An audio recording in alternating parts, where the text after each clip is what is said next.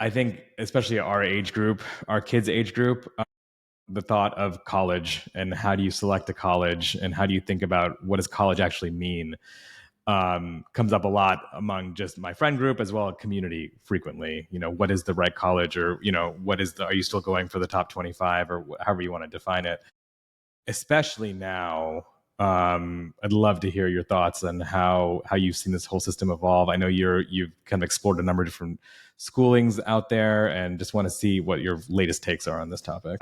Jeff Salingo, my co-host on the Future You podcast, who just wrote a best-selling book called Dream School that is sort of meant to debunk the notion of just aiming for the best school. He says, like, you get 2 lottery tickets instead of 1 to be, in the outsized earners in the economy. And I'm like, I don't know, that seems like pretty good odds, right? Like if the alternative is a similarly priced school that is not as highly selective. And I think part of that is everyone's making fun of Tad's alma mater right now for the fact that kids don't go to classes and still get good grades. But the reality is, like, the social network in which you participate in that screening function is in many ways part of the point, right, of these places. And so particularly if there's a low income family that's listening, I think the research is incredibly clear that those schools are game changers for not just that individual, but for the whole family tree, frankly. It is a force multiplier. And we can argue we don't necessarily have to like large parts of those schools or how they perhaps operate.